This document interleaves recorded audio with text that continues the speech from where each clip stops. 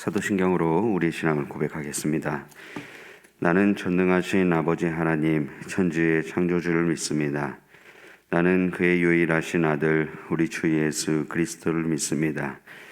그는 성령으로 잉태되어 동정녀 마리아에게서 나시고 본디오 빌라도에게 고난을 받아 십자가에 못 박혀 죽으시고 장사된 지 사흘 만에 죽은 자 가운데 다시 살아나셨으며 하늘에 오르시어 전능하신 아버지 하나님 우편에 앉아 계시다가 거기로부터 살아있는 자와 죽은 자를 심판하러 오십니다. 나는 성령을 믿으며 거룩한 공교회와 성도의 교제와 죄를 용서받는 것과 몸의 부활과 영생을 믿습니다. 아멘. 우리 찬송가 425장 찬양하겠습니다. 찬송가 425장입니다.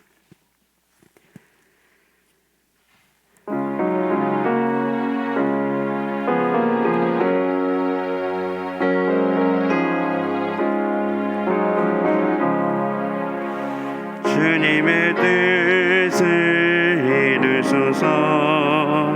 고요한 중에 기다리니 진흙과 같은 날 믿으사 주님의 형상 만드소서. 주님의 뜻을 이루소서. 주님 발 앞에 엎드리니 나의 맘속을 살피시사 눈보나 희게 하옵소서. 주님의 뜻을 이루소서. 병들어 몸이 피곤할 때 권능의 손을 내게 펴사 강건케 하여 주옵소서. 주님의 뜻을 이루소서. 온전히 나를 주장하사 주님과 함께 동행함을 만민이 알게 하옵소서. 아멘. 오늘 우리에게 주신 하나님 말씀 전도서 10장 12절에서 20절까지 말씀입니다. 성경 말씀 전도서 10장 12절에서 20절까지 말씀, 우리 하나님 말씀을 한 절씩 교독하신 후에 마지막 절은 합독하겠습니다. 지혜자의 입의 말들은 은혜로우나 우매자의 입술들은 자기를 삼키나니 입의 결말은 심히 미친 것이니이다. 우매한 자는 말을 많이 하거니와 사람은 장래일을 알지 못하나니 나중에 일어날 일을 누가 그에게 알리리요. 우매한 자들의 수고는 자신을 피곤하게 할 뿐이라 그들은 성읍에 들어갈 줄도 알지 못함이니라. 왕은 어리고 대신들은 아침부터 잔치하는 나라여 내게 화가 있도다. 왕은 귀족들의 아들이요 대신들은 취하지 아니하고 기력을 보하려고 정한 때에 먹는 나라여 내게 복이 있도다. 게으른즉 석가래가 내려앉고 손을 놓은즉 집이 새느니라. 잔치는 일학을 위하여 베푸는 것이요 포도주는 생명을 기쁘게 하는 것이나 돈은 범사에 이용되느니라. 함께 있습니다. 심중에라도 왕을 저주하지 말며 침실에서라도 부자를 저주하지 말라. 공중의 새가 그 소리를 전하고 날짐승이 그 일을 전파할 것임이니라. 아멘. 기도하겠습니다. 살아계신 하나님 아버지 은혜를 감사합니다. 지난 간밤에도 주님 품 안에서 편히 쉬게 해주시고 또 이 새벽에도 저희들을 주 앞에 불러주심을 감사합니다. 오늘도 저희들에게 새날 주시고 또 생명 주시고 건강 주셨는데 이 한 날도 주님과 더불어 동행하게 하시고 주를 기쁘시게 하는 한 날 되게 하여 주옵소서. 이 새벽에도 주님을 사모하오니 말씀과 기도 가운데 저희들을 만나주시며 주의 성령으로 충만케 하여 주옵소서.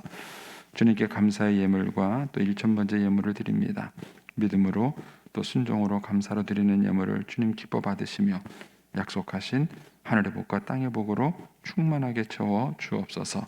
주의 은혜로 종의 가정들과 그 자녀들을 축복하여 주옵소서. 예수님의 이름으로 기도 올리옵나이다. 아멘. 이 새벽에도 주의 은혜와 축복이 함께 하시기를 축원합니다. 이 전도서 10장에는 이제 계속 이제 10장, 11장, 12장까지 계속 이제 지혜에 대한 얘기가 나옵니다. 이 9장까지는 이제 전도자가 인생들을 쭉 살펴보면서 해 아래에서 일어난 일들에서 참 인생이 얼마나 헛된 것이 많은가 하는 것들을 이제 쭉 얘기하고 또 그런 관찰 속에서 얻은 그런 이제 지혜들을 또 이제 10장 이후에 얘기를 합니다. 그래서 마치 표면적으로 보면은 잠언하고 비슷한 이제 그런 느낌을 받게 하는 게 있습니다. 이제 오늘 말씀에는 이제 지혜와 이제 리더에 대한 그런 얘기들을 해주고 있습니다. 12절부터 이제 15절까지는 이제 지혜가 뭔가에 대한 얘기를 해줍니다. 12절에 보시면 지혜자의 입의 말들은 은혜로우나 우매자의 입술은 자기를 삼키나니 그랬습니다. 결국 이제 지혜롭다, 인생을 지혜롭게 산다라는 것은 언어를 통제하는 기술입니다. 말을 통제하는 기술이에요. 이제 그 말을 삼가하지 않으면은 잠언에 보면 말을 삼가하지 않는 사람, 얼굴은 이쁜데 말은 삼가하지 않는다. 그러니까 말이 조심스럽지 않다는 거죠. 그건 이제 돼지코에 금고리와 같다 그랬습니다. 이 말이라는 게 얼마나 중요한지 모릅니다. 제가 이제 그 금요 철학 기도 때 4차원의 영성 세계에 대한 조영기 목사님의 책을 소개시켜 드렸는데 그 4차원의 영성에서는 4차원이 3차원을, 3차원이 2차원을, 이제 2차원이 1차원을 이렇게 지배하는 그런 원리에 대한 얘기를 해주고 있는데 그 4차원의 세계라는 게 영적 세계예요. 근데 그 영적 세계라는 게 결국은 또 한 가지가 언어의 세계입니다. 언어. 근데 이 말이 얼마나 중요한지 사람들은 잘 인식하지 않고 살아가는 경우가 많습니다. 여기에 보면은 이제 지혜자의 입들의 말들은 은혜로우나 우매자의 입술은 자기를 삼키나니. 그러니까 말이 지혜자와 우매자를 구분하는데 그 말이 뭐냐면 자기를 삼킨다 이렇게 말해요. 자기를 삼킨다.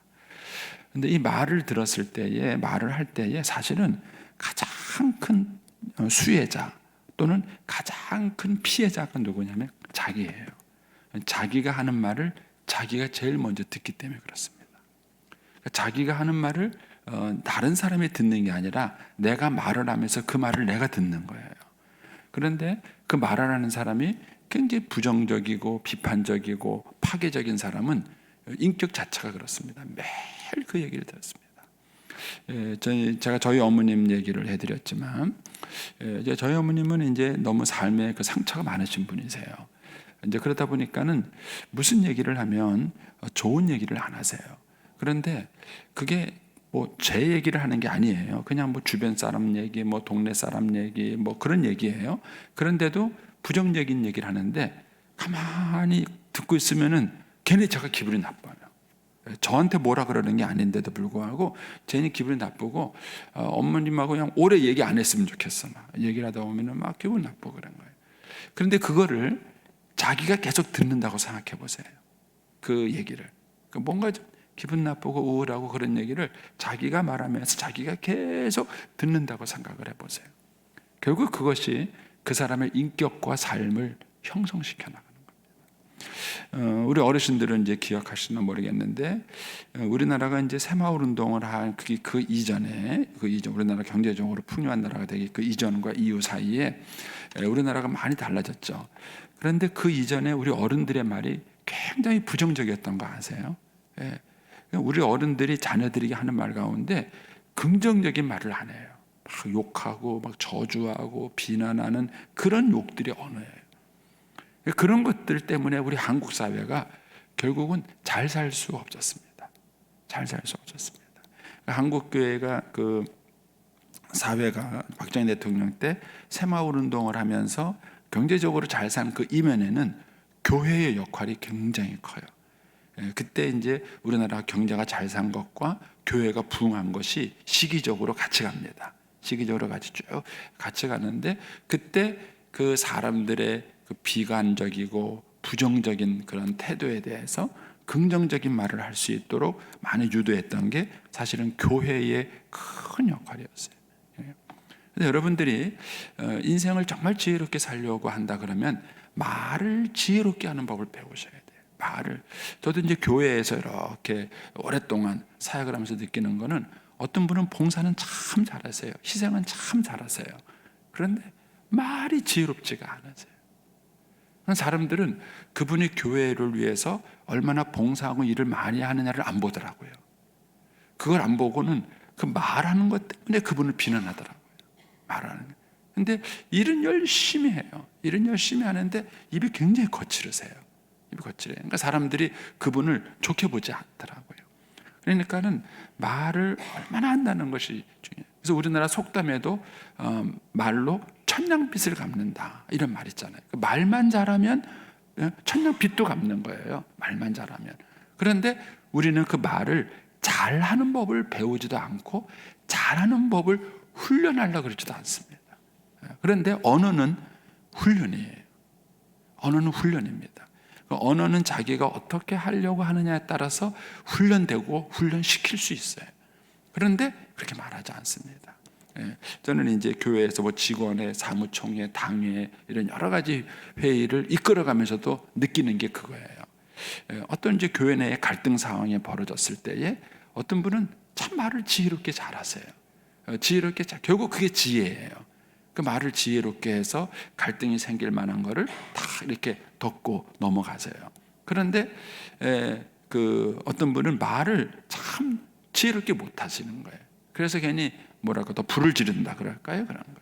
이제 예전에 제가 그 이강천 목사님한테 들었는데 그 이강천 목사님이 이제 한국 교계 일을 하다 보니까 곽선희 목사님, 우리 신천교회의 정진경 목사님, 그리고 또 하여튼 몇 분 얘기를 하세요. 이제 그분들 다음 세대가 이제 이강천 목사님인데 이제 그분들하고 일을 이렇게 해보시면은 곽선희 목사님은 걸어다니는 백과사전이래요. 그분은 뭐 모르는 게 없대요. 뭐 과학이면 과학, 예술이면 예술, 신학이면 신학, 모르는 게 없답니다. 그 정도로 그분은 걸어다니는 백과사전이래요. 굉장히 박학하신 분이세요. 그런데 우리 교단의 정진경 목사님은요, 그 이강천 목사님이 그런 얘기를 하시더라고요. 그분은 무슨 얘기를 해도 노라는 말을 하는 적이 없대요. 그러니까 상대방이 틀린 얘기를 하거나 잘못된 얘기를 하면은요, 이러신대요. 틀렸어, 안 돼, 이렇게 말을 안 하신다는 거예요. 그냥 그럴 수도 있지요. 이렇게 그러면 그 틀렸다는 얘기래요. 그러면 그 틀렸다는 얘기라는 거예요. 그런데 그분은 안 돼요, 틀렸습니다, 이렇게 말을 안 한다는 거예요. 그래서 그분들하고 이제 일을 하면서 배웠던 얘기를 해주시더라고요. 그러니까는 사람이 살아가면서 말을 어떻게 하느냐 하는 것이 굉장히 그 사람이 지혜로운 사람이냐 지혜롭지 못한 사람이냐. 그러니까 제가 저희 어머님을 보면은 저희 아버님과의 관계에서 이렇게 놓고 봤을 때 우리 어머님은 좀 지혜롭지 못하셨어요. 그러니까 제가 남자로서 우리 어머님을 제가 봤을 때 남자로서 여자로서의 우리 어머님을 이렇게 보면은요, 자꾸 남편 속을 뒤집어요. 저희 어머님 말하는 그 스타일이 저희 아버지하고 무슨 얘기를 하면은 아버지 속을 뒤집어요. 근데 일은 정말 열심히 하세요. 부지런하시고 우리 아버님이 2일씩 3일씩 외박하고 들어와도요, 아버지 밥 다 차려드리고 옷 다 준비해 놓고 할 일은 여성으로서 할 일은 다 하세요. 그런데 말을 잘 못하세요. 말을 그렇게 다 해놓으시고 우리 아버지하고 타타닥 하고 싸우세요. 어렸을 때는 잘 몰랐지만 제가 이제 커서 한 남자로서 우리 어머님을 이렇게 보면은 지혜롭지는 못하셨어요. 그것이 말이에요, 말. 그러니까 저와 여러분이 말을 어떻게 하느냐에 따라서 지혜자가 되고 말을 어떻게 하느냐에 따라서 우매자가 됩니다. 근데 만약에 우리가 정말 이거를 인식한다면 우리의 자녀들을 어렸을 때부터 언어 교육을 시켜야 돼요. 언어 교육. 말하는 법을 훈련시켜야 합니다. 근데 우리는 말을 그냥 애들이 배우고 그냥 성장한다고 생각하세요. 근데 아이들의 말을 잘 들으셔야 됩니다. 아이들이 긍정적인 말을 쓰는지 부정적인 말을 쓰는지 다른 사람을 비난하는 말을 쓰는지 아니면 칭찬하고 세워주는 말을 쓰는지. 그러니까 말을 들어보면 알아요. 말을 딱 들어보면 이게 말을 삐뚤어진 말이네. 그래. 그러면 그걸 바로 잡아주셔야 돼. 그런 말을 그렇게 하면 안 돼. 그럴 때는 이렇게 얘기를 해야 돼. 이렇게 이제 얘기를 해야 됩니다. 이제 저희 이제 우리 손녀가 이제 3살 1살 되잖아요. 그러니까요 1살짜리도 이제 슬슬 이제 조금씩 걸어요. 조금씩 걷고 막 기고 하니까 그 전에는 안 그러다가 이제는 언니가 뭐 하면은요 언니 옆에 가요. 그리고 꼭 끼어들잖아요. 언니가 하는 거 막 그러면 이제 바로 이제 언니가 반격이 나옵니다. 탁 나오면 그때 바로 잡아주시는 거예요. 그러면 안 돼. 동생한테 그렇게 하지 말고 그렇게 하지 마 이렇게 하는 거야 하고 자꾸 훈련시킵니다. 그렇게 말을 하는 이렇게 말을 해. 그래서 이제 자꾸 그걸 훈련을 시켜야 되는 겁니다. 그래서 언어가 지혜자다, 지혜다. 그리고 그 언어의 첫 번째 수혜자, 첫 번째 피해자는 자기 자신이다. 이걸 아셔야 돼요. 자기 자신이다. 그래서 저는 목사가 돼서 축복받은 것 중에 하나가 그거예요. 왜냐하면 목사가 사람들하고 싸울 일이 뭐 있겠어요? 뭐 거의 없죠. 예. 그리고 목사는 늘 설교를 하잖아요. 저는 이게 축복이에요. 제 설교를 제가 듣잖아요. 예. 제가 듣잖아요. 그러니까 저는 계속 사람들에게 설교를 하고 성경 이야기를 하고 그 얘기를 해놓고 그 얘기를 내가 말하고 내가 듣는 거예요. 계속 내가 듣는 거예요. 저는 그래서 목사로 부름받은 게 참 감사해요. 축복죠. 성경 읽고 성경 이야기하고 설교하고 기도를 제가 저주하는 기도를 하겠습니까? 축복하는 기도를 하겠습니까? 축복하는 기도 하잖아요. 성도들 축복하는 기도. 다 제가 듣는 거예요. 제가 말을 하고 제가 듣는 거예요. 그러니까 저는 그 일의 첫 번째 수혜자가 되는 거예요. 첫 번째 수혜자가 되는 것입니다. 그래서 여러분들이 이제 어떤 말을 하느냐 하는 것이 지혜를 가르는 분수령이에요. 그래서 여기 보면 지혜자 입의 말들, 우매자 입술들 이렇게 표현을 하고 있는 것입니다. 그 다음에 13절에 가면 또 얘기하죠. 그의 입의 말들의 시작은 우매요. 여기서 말하는 그는 이제 우매자를 말하는 거예요. 그의 입의 말들의 시작은 우매요. 그의 입의 결말은 심히 미친 것이니. 그렇죠? 이게 어리석은 사람은 시작부터 끝까지 어리석은 말을 해요. 참 재밌습니다. 말이라는 게 뭐 시작은 잘하다가 끝에 가서 이러는 게 아니에요. 시작부터 끝까지. 그래서 저는 정치인들한테 실망하는 게 그거예요. 제가 뭐 정치를 뭘 알겠습니까? 뭐 막 뜯어보면 그분들이 말하는 걸 보면은 도대체 저분들이 말을 뭐 어떻게 저렇게 하는 거야? 유치원도 아니고 애도 아니고 막 자기들끼리 무슨 뭐 평가한다 그러고 무슨 말하는 거 보면은 도대체 어떻게 저런 얘기를 할 수 있지? 이런 생각이 드는 거예요. 결국 그분들의 말이 그걸 다 드러내는 거예요. 인격을 드러내고 삶을 다 드러내는 것입니다. 그런데 어리석은 사람들은 말 시작부터 끝까지 어리석은 거예요. 말 시작부터 끝까지 시작도 어리석은 말을 하고 끝에도 어리석은 말을 하고 계속해서 그런 어리석은 말을 한다는 것이죠. 그래서 이제 14절에 가면은 그들이 어리석은 말의 이유를 이제 지적을 해줘요. 14절에 가면은 우매한 자들은 말을 많이 해요. 이게 어리석은 거예요. 여러분 지혜자일수록 말을 아껴요. 그런데 우매자가 말은 많아요. 그럼 뭐 누구 얘기든지 끼어들어요. 이 사람 얘기하면 이 사람 얘기도 끼어들고 저 사람 얘기하면 저 사람 얘기도 끼어들고 어디든지 막 말을 해요. 그런데 이렇게 말합니다. 사람은 장래의 일을 알지 못하느니 나중에 일어날 일을 누가 그에게 알리요. 그래, 인생은 아무것도 몰라요. 미래에 대해서 뭘 얘기할 수 있겠어요. 그런데 어리석은 사람은 마치 자기가 모든 걸 다 하는 것처럼 막 얘기해. 자기가 모르는 걸 다 하는 것처럼. 참 어리석은 거예요. 사람이 지혜롭지 못한 것입니다. 그러면서 이제 15절에 가서 이렇게 말합니다. 우매자들의 수고는 누구를 피곤하게 한다고요? 결국 자기를 피곤하게 해요. 어리석은 그 첫 번째 피해자는 자기 자신이에요.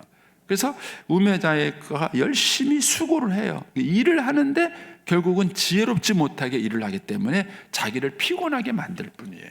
열심히 일을 하는데 결국 자기를 피곤하게 만드는 것이죠. 그러면서 그들은 성읍에 들어갈 줄도 알지 못함이니라. 이 성읍에 들어간다는 얘기는 예전에는 성읍이 주로 주거지죠. 그리고 그 성이 크지 않아요. 그러니까 성 안에 무슨 밭이 있거나 농사 짓는 데가 있지 않습니다. 성 안은 말 그대로 죽어지고 짐승으로부터 이렇게 보호해주기 위한 성벽이에요. 외적으로부터 보호해주는 성벽이에요. 그러니까 주로 밭은 어디 있냐면 성 바깥에 있어요. 그러니까 사람들이 옛날식으로 말하면 아침에 일어나서는 성밭에 나가서 들에서 일하다가 그 다음에 저녁 되면 어떻게 해요? 집에 가죠. 집에 가면은 성읍으로 들어오는 거예요. 그래서 밤에는 짐승으로부터 외적으로부터 성 안에서 보호를 받다가 낮이 되면은 또 다시 성 밖에 나가서 이제 밭에 가서 일하고 이제 이런 형태죠. 그러니까는 성읍에 들어간다는 얘기는 집으로 귀가한다 이런 의미가 있는 거예요. 그러니까는 성읍에 들어갈 줄도 알지 못한다는 얘기는요. 하루 일을 마치고 집도 못 찾는다는 거예요. 비꼬는 말이에요. 비꼬는 말입니다. 그 우매자는 자기 말하면 자기 자신도 모른다는 거예요. 자기 앞가림도 못한다는 거예요.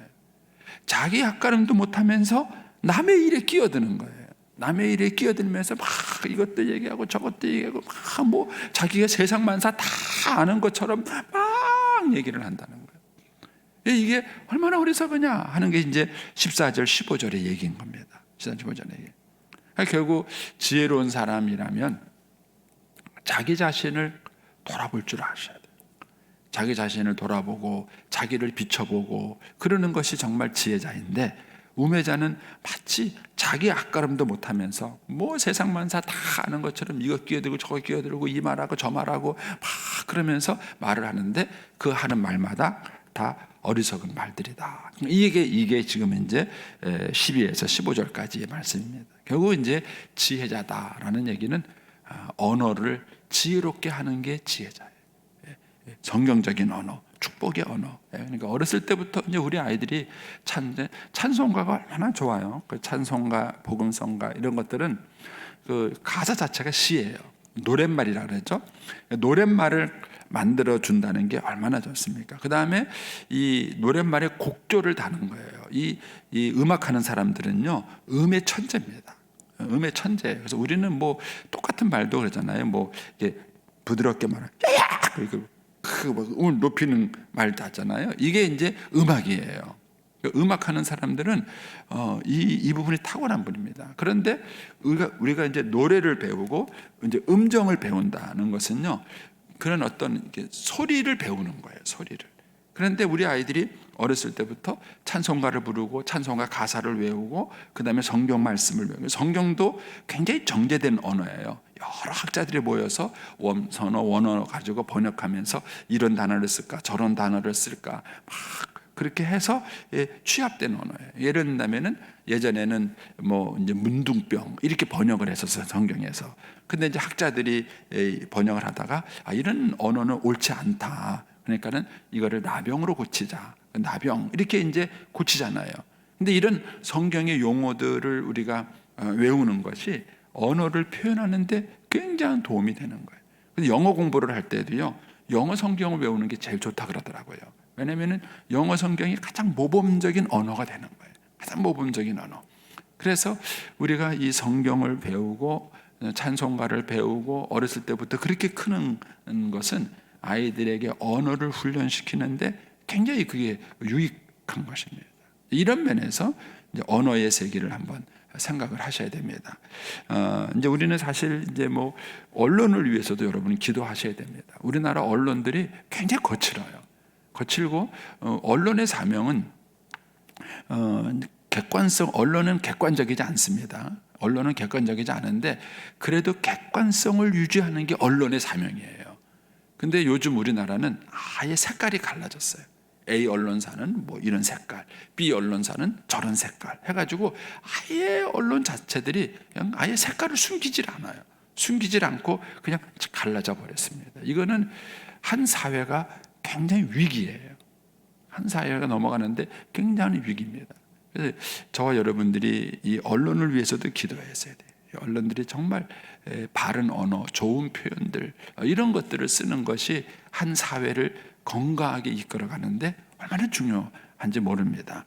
그 다음에 이제 16절, 17절에 가서는 이제 리더에 대한 얘기를 해주는데 거기 보면 왕은 어리고 대신들은 아침부터 잔치하는 나라여 내게 화가 있도다. 그러니까는 나라가 화가 있는 케이스가 16절이에요. 그리고 17절에 가면 왕의 귀족들의 아들이요 대신들은 취하지 아니하고 기력을 보하려고 정한 때에 먹는 나라여 내가 복이 있도다. 그런 16절은 복이 있는 나라예요. 그러니까 이제 지혜를 나라에다 적용하는 거예요. 지혜를 나라에다 적용했을 때 16절은 망하는 나라예요.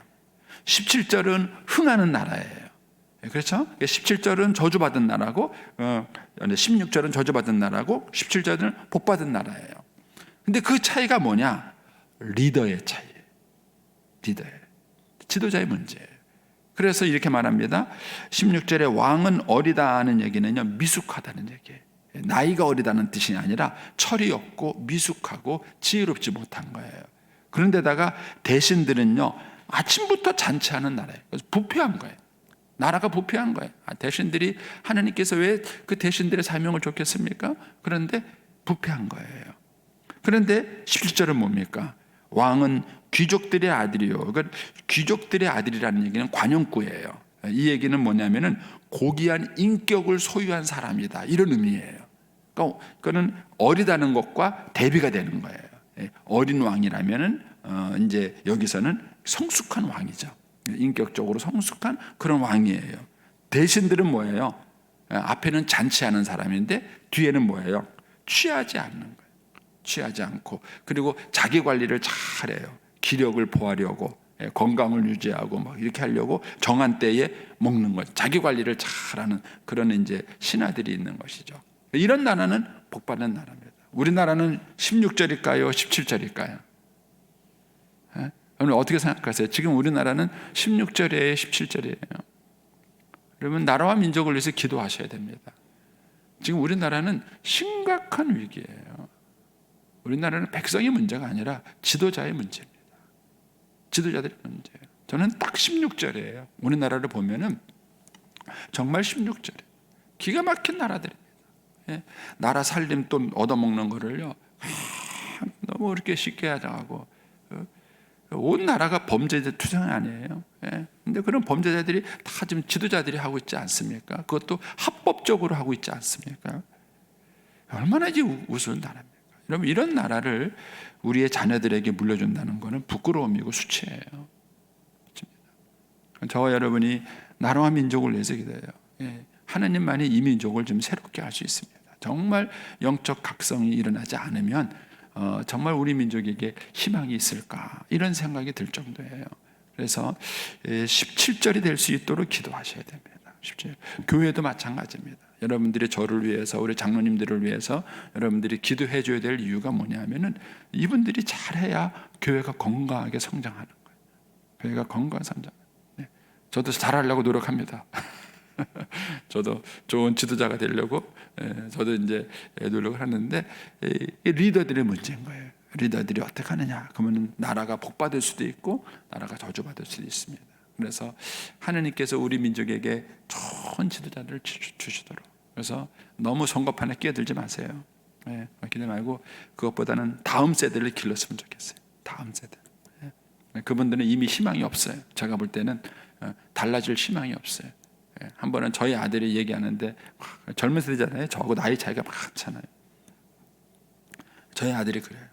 아유, 지금 정치하는 사람들을 다 확 쓸어버렸으면 좋겠다. 젊은 애들 보기에도 그렇게 보이는 거예요. 나라가 다 기가 막힌 거예요. 어떤 갈등을 주는 것이냐 하는 것이죠. 그래서 우리가 다음 세대를 잘 세워야 합니다. 다음 세대를 잘 세워야 되고, 저는 이제 목사로서 이제 우리 교단 또 이제 나라를 이끌어갈 만한 좋은 이제 목회자들을 훈련시키는 것이 제 사명 중에 하나라고 생각해요. 그래서 열심히 우리 목사님들 훈련시켜드리고, 또 이제 후배들 어쨌든 잘 세울 수 있도록 나름 이제 또 노력을 하고 합니다. 그래서 우리 어르신들도 다음 세대에 관심을 가지시고요, 교회에서도요 후배들에게 관심을 가지세요. 후배들에게 나만 열심히 하고 나만 신앙생활을 잘하는 게 아니라 어떻게 해야 내 다음 세대 후배들도 잘 세워져서 나보다는 더 이들이 잘할 수 있을까, 나보다는 더 이들이 더 잘하고 나보다는 더 이들이 훌륭해야 합니다. 그래야 희망이 있는 거예요. 그런데 후배들이 크지 못하도록 싹을 탁 잘라버리고 그러시면 안 됩니다. 그거는 결국은 나라가 망하는 길이다 하는 것이죠. 그리고 이제 18절에 가서 이제 또 일반적인 지혜를 얘기합니다. 게으른즉 석가래가 내려앉고 손을 놓은즉 집이 새느니라. 이게 참 신기한 게요. 이게 그 허물어져가는 집 같은데도 사람이 살잖아요. 그러면 그 집이 괜찮아요. 신기해요. 그런데 좀 반듯한 집 같은데도 집을 비워두고 몇 개월 가잖아요. 그러면은 그 집이 낡아져요. 그래서 돌보는 것과 돌보지 않는 것이 그렇게 차이가 있는 것이죠. 그러니까 이제 부지런한 사람은 결국은 열심히 이렇게 해서 집을 잘 세워요. 게으르면 결국은 집이 무너지는 것이죠. 19절에 잔치는 희락을 위해 베푸는 것이고 포도주는 생명을 기쁘게 하는 것이나 돈은 범사에 이용되느니라. 어려운 구분입니다. 학자들마다 해석이 달라가지고 저도 어떤 게 옳은지 잘 모르겠는데 아마 제 생각에는 용도에 맞게 어떤 걸 활용하는 것이 지혜다라는 것을 얘기해 주는 것 같습니다. 잔치에 맞게 또 포도주에 맞게 또 돈에 맞게 그 용도에 맞게 지혜롭게 쓰는 것이 지혜다라는 것이 아니겠는가 이런 생각이 듭니다. 여러분들도 묵상을 한번 해보세요. 자, 20절은 심중에라도 왕을 저주하지 말며 침실에서라도 부자를 저주하지 말라. 공중의 새가 그 소리를 듣고 날짐승이 그 일을 전파하느니라. 우리는 우리나라도 이런 속담이 있잖아요. 낱말은 새가 듣고 반말은 쥐가 듣는다. 그러니까 지혜자는 어떤 사람이냐? 혼자 있을 때라도 생각과 말을 통제하는 사람이에요. 그게 지혜자예요. 그러니까 사람들 앞에서만 말조심하는 게 아니라 혼자 있을 때에도 말조심하고 혼자 있을 때에도 자기 생각을 통제하고 이런 사람이 지혜다라는 얘기를 이제 20절에서 해주고 있는 것입니다. 어쨌든 오늘 본문에는 이제 인생의 지혜가 뭔가 하는 것들을 이제 전도자가 관찰한 것을 얘기해주고 있습니다. 저와 여러분이 이 시대를 살아가면서 지혜로운 자가 되어지고 그래서 하나님이 주시는 축복을 누릴 뿐만 아니라 또 다른 사람들을 잘 세울 수 있는 축복의 통로가 되기를 축원합니다. 기도하겠습니다.